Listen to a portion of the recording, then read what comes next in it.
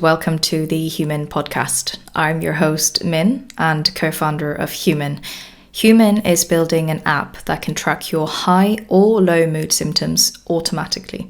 Check us out at www.human.uk and follow us on Instagram at human.mh.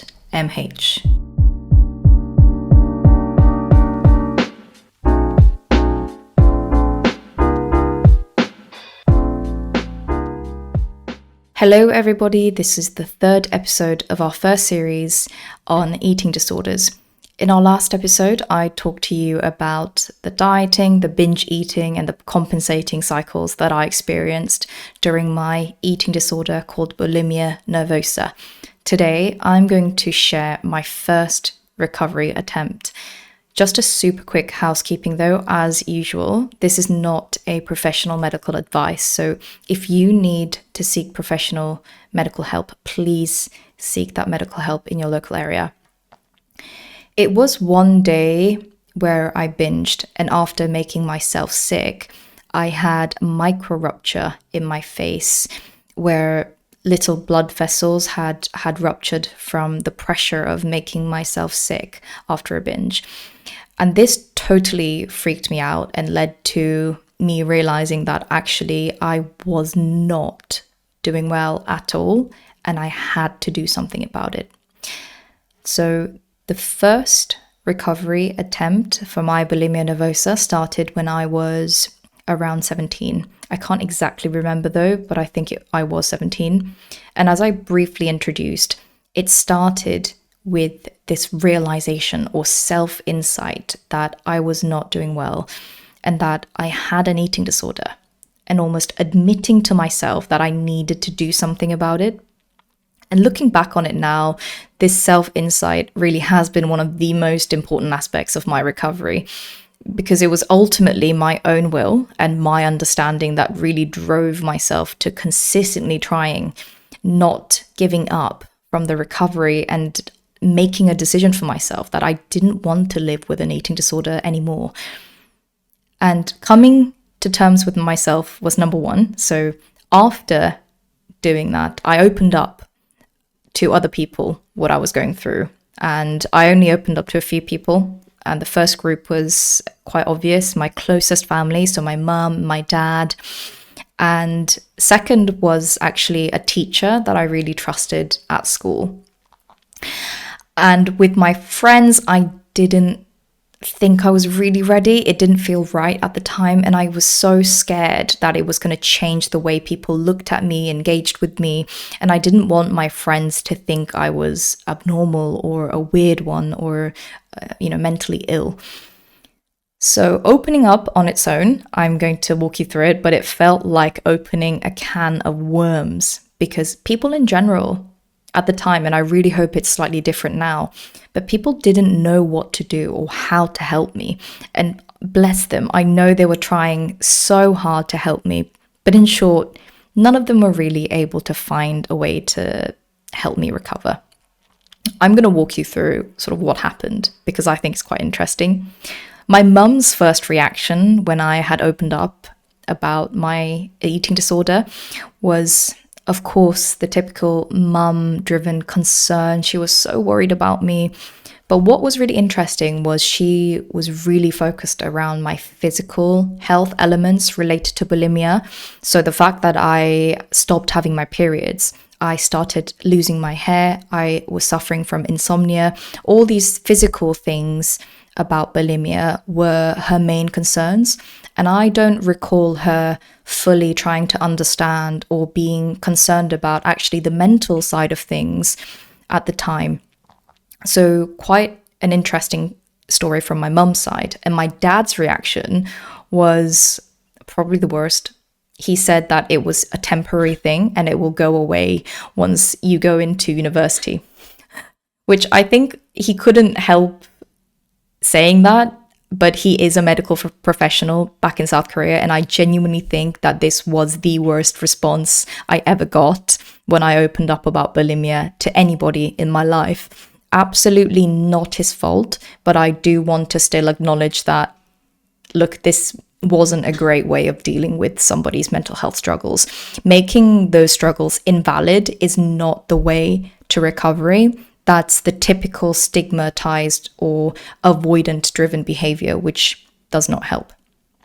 When I opened up to the teacher that I really trusted, though, there was a lot of empathy about what I was going through. And particularly this teacher tried to help me look at practical ways in the way I could seek help from the school. And the challenge was that the teacher didn't actually have any training or any understanding about eating disorders. So the teacher didn't know what to do. So what the teacher did was to ask me, how can I support you? How can I help you? What do you need? And now the problem was that I didn't know what was good for me or bad for me at the time. I was a teen. So I ended up asking for help in the way that actually made my eating disorder worse. I'm going to expand on this because it's so important. So I was feeling anxious before every single meal. By the way, I was fortunate enough to go to boarding school, and the meals are casually served at boarding school. They're not pre-packaged because it's not a sandwich from Sainsbury's. So it doesn't have the nutritional information with the calories on it, which made me panic before every single meal and worry about my calorie intake even more. So I asked my teacher if I could have access to the calorie information behind all the school meals that I was having, and said that that would give me much less anxiety. Totally wrong, by the way. And my teacher, God bless, didn't know that that wasn't a great way to help somebody with an eating disorder in the long term. So my teacher organized this with the school and actually got me a list from the kitchen ladies about the menus and the associated calories, vice versa. In retrospect, the way to recovery was on the complete opposite direction for the path. I had to move away as much as possible from the calorie obsession. But what I had asked for to my teacher was the complete opposite. So a lesson learned from this is that, first of all, I really appreciate my teacher who genuinely tried to be helpful and to do what could be done. But I think it's so important for the teachers to have proper training on how to support students with disordered eating. And if at least they need to know what absolutely to avoid. And this applies to parents, of course. Parents need to learn the signs of eating disorders and how to react, how to be empathetic, how to acknowledge, and how to help, be supportive. And unfortunately, I wasn't surrounded by individuals that had this training at the time. So that was unfortunate on my part. What was really helpful, though, from my teacher was that my teacher had organized for me to at least try seeing a therapist, a psychotherapist. So I started seeing a private psychotherapist, and I have a few points to talk to you guys about. And the first thing was that it was bloody expensive, and I didn't have the money to see private therapists every week or whatever, because £80 back in 2013 when I was 17 with working class parents in South Korea who's already working their ass off to keep me in England, I couldn't ask to pay for this amount of money for therapy. And I felt so guilty about money. I couldn't comfortably ask to get therapy. But the second part was that I gave it a go anyway. I financed the first few therapies somehow, and from what I recall, the school was really helpful and they really tried to help finance a part of it, etc. And I still don't know why I couldn't get access to NHS support or the NHS funded therapies, but at the time, I myself didn't know what NHS was. I was just a teen who lived in the school bubble. So I don't know why the school wasn't able to offer me the NHS funded therapies. But anyway, the point was that when I did finance the first few, it wasn't helpful at all. it wasn't helpful. I didn't have a great relationship, first of all, with my therapist. She wasn't awful, but I had a feeling that every time I went in for an appointment, I felt like a source of income rather than trying to fully engage with me, be empathetic, understand what I was going through. Somebody could tell me that actually they're not there to give you empathy, but at the time, that's probably what I needed. And I was also told to fill out paper sheets for cognitive behavioral therapy, to write down my thoughts, acknowledge it, and really tackle it that way, which all makes sense when you talk about it right now. But at the time, writing down my bulimic thoughts made me feel absolutely terrible. It seemed like the worst thing that I could ever do, and it made my episodes worse. So I said that to my therapist, that this isn't really helping and I don't want to. I'm getting panic attacks from writing these thoughts down. I'm feeling like I want to disappear when I write my thoughts down, so I don't want to. But the therapist basically told me to try again and that I need to start believing that it will work. And I basically didn't like this approach. And because I already didn't feel like my therapist was really caring or listening to me, I just stopped seeing my therapist. And I really never saw one again after that. But by the way, it's really important for you to understand that therapy experience is different for everybody. So just because it didn't work for me at the time with that specific therapist, if I had tried other therapists persistently, I'm pretty sure that I would have gotten a really positive experience at some point. It's just that everybody has a different circumstance. And for me at the time, these pressures were quite difficult to overcome as a teen living in England alone. So if you're thinking about therapy and you've just listened to me talking about my negative experience with my previous therapist, please don't let that stop you from seeking help. Like I said before, it's worth going and trying, and if you have the ability to do so, you should continue. And one advice I'd give though is that don't settle with a therapist or a clinician that doesn't sit right with you, and please be proactive. I know it's socially difficult to kind of say, look, I'm going to change my therapist, but really is worth it, I think. So I just wanted to add that little bit of note. But of course, things didn't get better on its own. I kept binge eating. I kept making myself sick, compensating, didn't eat enough afterwards. I would starve myself and the cycle would repeat. The only thing that changed was that I started to go into our school nurses building after I had made myself sick after a binging episode. But then I'd just be back to boarding school again, dieting again, binge eating again. The cycle kept repeating. So I started to tell my parents saying, look, you do not understand. I'm suffering. I basically started putting so much effort into trying to stop them from underplaying my suffering and my mental illness when I needed them to acknowledge it and face the truth and be brave and not be embarrassed or ashamed of me. And looking back, I'm pretty damn proud that I stood ground for myself in this situation, and you absolutely should if you're in a similar situation. Anyway, I got to eventually get my parents to take me to a university hospital to see a psychiatrist that was quite well known. And this was back in Korea and during one of the holidays that I got to go home for. And it was, again, a very odd experience. It felt so transactional. I was given a range of medications. So I had sleep medication for my insomnia because it was getting so bad.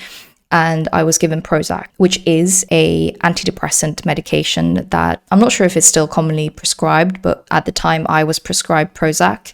It was one of the most commonly prescribed antidepressant medication. But it honestly didn't do anything. Did they give me a placebo tablet because I was a kid? I don't know, but that's how much it did absolutely nothing for me. Sleep medicine made me feel quite crap in the morning, so I took them only when I really needed to and when I was really sleep deprived. So medication, in short, was also a failed recovery pathway for me. I could have gotten back to see another psychiatrist or see the same one to ask for a different medication. But it was really difficult for me to constantly access my psychiatrist located in South Korea, and I was slowly getting a little bit fatigued / feeling a little bit hopeless, just because I was a lot younger perhaps, and I didn't have the integrity to continue with therapy and seeking psychiatrists and constantly trying to change the care plan, trying a different drug or trying a different therapy. But again, I just wanted to highlight that depending on which mental health condition you have, it can be really important to make sure you keep following the care plan and consult with the care professional before you stop taking a medication or before you make your own decision.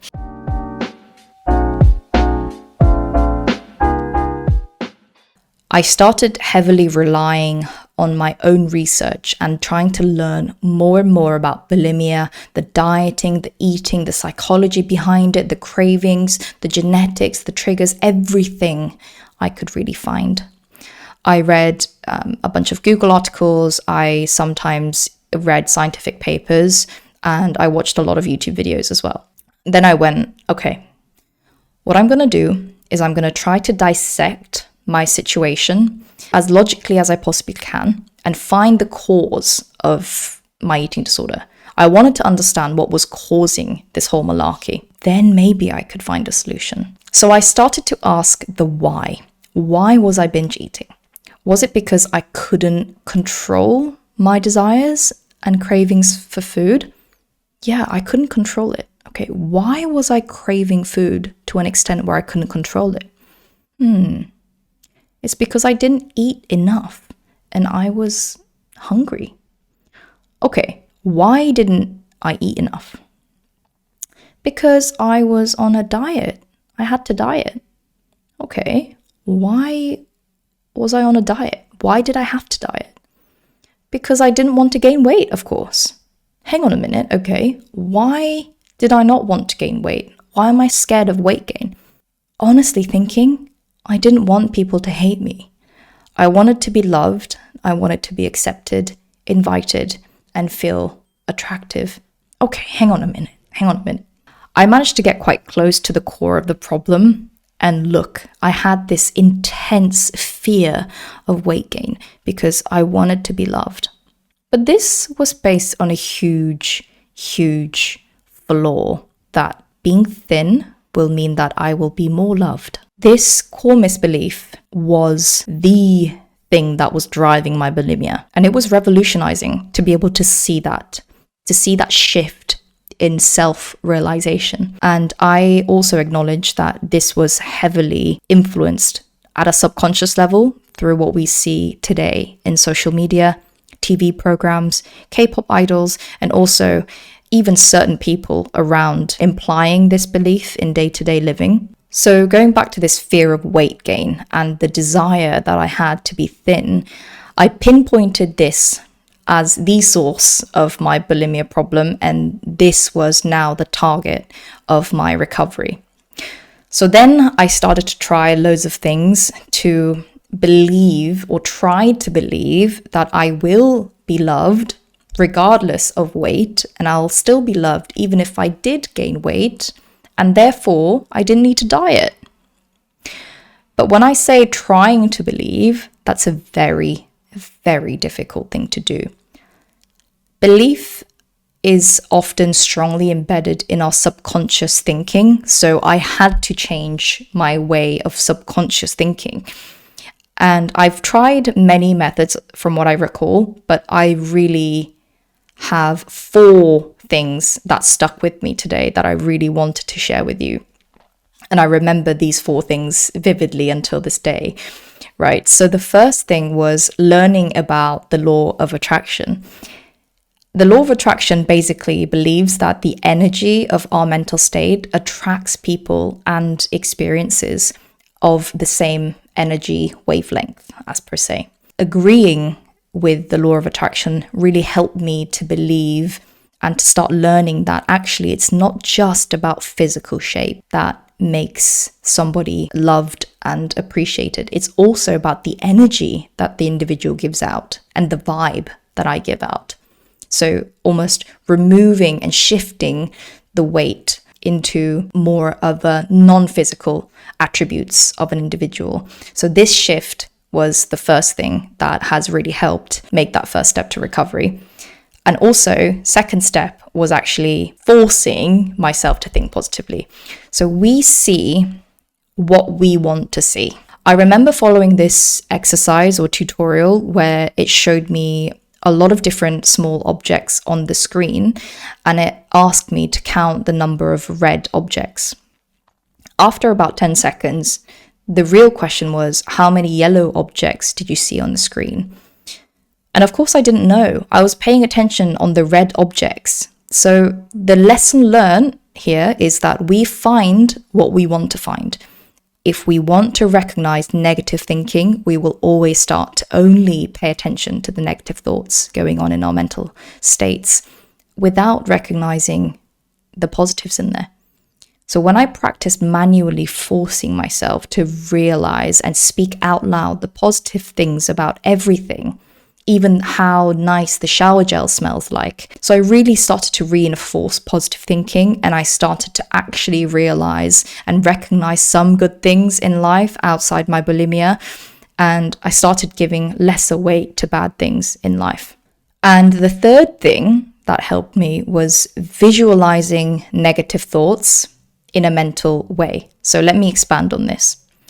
When I started to recognize my negative thoughts, as I just discovered in the previous point around reinforcing positive thinking, rather than leaving the negative thoughts as they are, I actually visualized in my mental head to put a big red no sticker on the thought and putting it to the side and into the bin.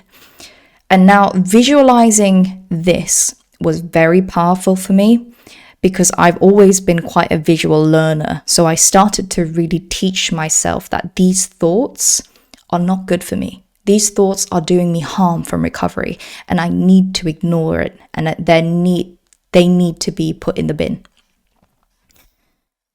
And the fourth thing was the most difficult thing, and it's learning self-love. I had to learn how to love myself. And I still haven't mastered this to this day.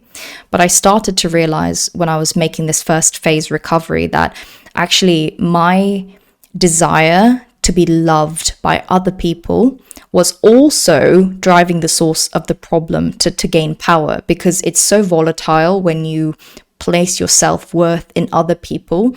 And I needed this to be weakened. So I tried to really teach myself from scratch how to love myself, and it was very difficult to do.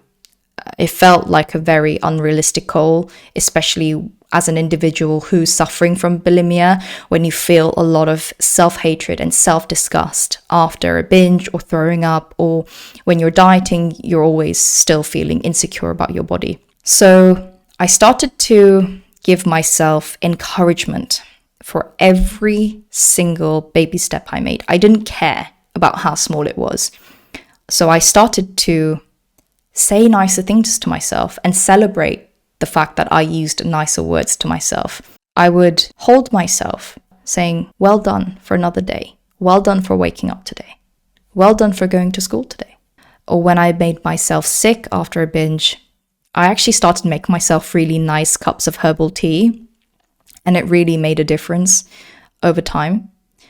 And I would just have time to myself after throwing up with a nice herbal tea and tell myself, have a bit of tea. Don't worry about anything. Don't worry about weight gain. Forget about it. Those are bad thoughts. Just let your body heal for a minute. Then I first managed to force myself like almost not to throw up. So I was going to, but then I withheld from doing it. And I said to myself, look, Min, this is amazing progress already. I'm so proud of you. And this is just a huge celebration and a massive well done. I gave myself so much praise with almost minute things that I did. And it might actually sound a bit cringe listening from a third person's perspective. But at the time, I needed everything I could to help me recover and to help me love myself and believe that it's okay and it's totally good as I am. So magically, my binges started to get more sparse. And at one point, I didn't throw up for months. But look, at this point, I want to be super transparent and say that these binges didn't constantly reduce at a consistent rate. It was more like a bit up sometimes, bit down. Sometimes I did really well. Some weeks I actually just binged as I always used to do back in the day. And some weeks I'd be much better. So don't be afraid if sometimes it feels like you're taking a massive step back or you're set back or you're back to square one, because you're not. Don't be scared. It's okay and it's completely natural for your recovery to look like that. It's about the rough curve slowly going up to improve towards recovery. Well, that's what I believe recovery truly is anyway. The ultimate outcome of my first phase recovery was, I think I was around 19 or 20 years old. I had pretty much stopped throwing up altogether, although I did still binge occasionally. Now, I mark this officially as the end of phase 1 recovery, where I went from bulimia nervosa to not having a clinically diagnosed condition called bulimia nervosa. And this is really important for later episodes, because did you notice that I've been referring to this recovery phase as phase 1? And that's because, of course, there are phase 2, phase 3 in my recovery journey. And one thing that I'm going to tell you right now that was missing in my phase 1 recovery journey was actually to stop dieting. I did more work on self-love and understanding positive thoughts and reinforcing positive thinking and learning about sort of law of attraction. I didn't actually stop dieting at this phase of recovery. And every time I wanted to break my negative bulimic cycle, I always thought to myself, I'm going to stop. But I'm going to stop once I've been through another phase of diet. But I'm actually going to stop then, which was really silly because I never really stopped the restrictive eating or the dieting phase. So the craving for food never went away. So although I had stopped from throwing up and I no longer was diagnosed with bulimia, I was trapped in this dangerous state, which is a semi-recovery state where you still have disordered eating. So I had disordered eating. I used to binge and my body was still starving, but it wasn't quite bad enough for yourself or for myself at the time to recognize that I still had to do work to recover. So that's why I refer it to a very dangerous phase. And I want to raise awareness in my future episodes about this quasi-recovery or semi-recovery state, because you can easily be stuck in this state for years, even tens of years, and miss out on so many things in life without realizing actually you haven't fully recovered yet. So in the next episode, I'm actually going to talk to you about my second phase in recovery. But for now, I'm going to wrap up this podcast episode. If you're going through something similar right now and you're listening to this podcast, first of all, I am so proud of you for finding this podcast, because it means that you tried to educate yourself. You're trying and you're looking at recovering. So massive well done. Remember, you need to encourage yourself, celebrate every single step of the way, because it's amazing and you're so brave. I want to give you a gentle reminder that it's okay not to be okay. But it's not okay to not say that you're not okay. Okay, my friends, so don't forget to give us your feedback if you have any. And don't forget to share this podcast with your loved ones if you think they need to hear it. Thank you so much for being here with us today, and I look forward to speaking to you soon.